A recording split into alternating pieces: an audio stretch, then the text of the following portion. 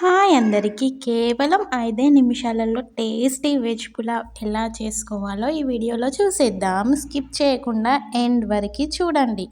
చాలా రుచిగా ఉంటుంది. దీనికి రైతా చేసుకుంటే చాలా బాగుంటుంది. ముందుగా మన ఇంట్లో ఉన్న vegetables carrot, beans, potato, onions తరిగి పెట్టుకోవాలి. అలాగే మసాలా దినుసులు తీసుకోవాలి. బాస్మతి రైస్ని 2 గంటలు నానబెట్టి ఉంచుకోవాలి. 2 గ్లాసుల బియ్యానికి 2.5 గ్లాసుల నీళ్లు తీసుకోవాలి. అంతే.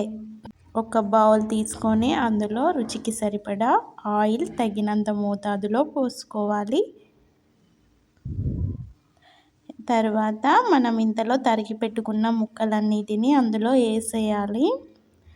తర్వాత మసాలా దినుసులు వేసేయాలి. ముందుగా మసాలా వేసేస్తే మాడిపోతాయి కాబట్టి ముందుగా తరిగి పెట్టిన వెజిటేబుల్స్ వేసేయాలి.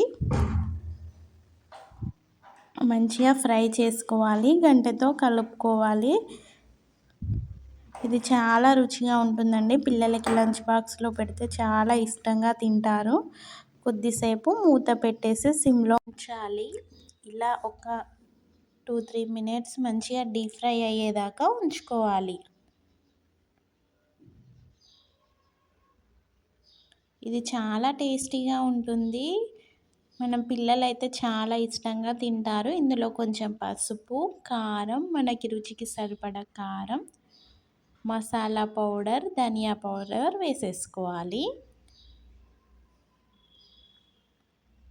చాలా సింపుల్గా చేసుకోవచ్చు. మళ్ళీ మనము చిక్ పీస్, ఇంట్లో ఉన్న బఠానీ అవి కూడా యూజ్ చేసుకోవచ్చు. అంతే. మనం ఇందులో ఇక రైస్ వేసేసుకోవాలి. వేసేసుకొని మొత్తం చక్కగా కలిపేసుకొని సిమ్లో పెట్టేసి మూత పెట్టాలి.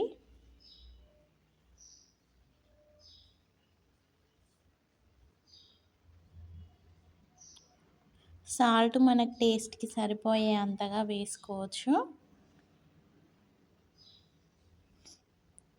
చాలా సింపుల్గా తొందరగా లంచ్ బాక్స్ ఐడియాకైతే ఈ రెసిపీ చాలా బాగా సెట్ అవుతుంది. అంతే. మనం మూత పెట్టేసి మొత్తం రైస్ అంతా బాయిల్ అయ్యేలా చూసుకోవాలి. మధ్య మధ్యలో మూత తీసేసి మనం కలిపేసుకుంటూ ఉండాలి. అంతే అండి. ఎంతో టేస్టీగా ఉండే వెజ్ పులావ్ రెడీ. దీన్ని మనం కొత్తిమీరతో గార్నిష్ చేసుకుంటే అయిపోతుంది. Thank you for watching. Please to subscribe. Bye bye.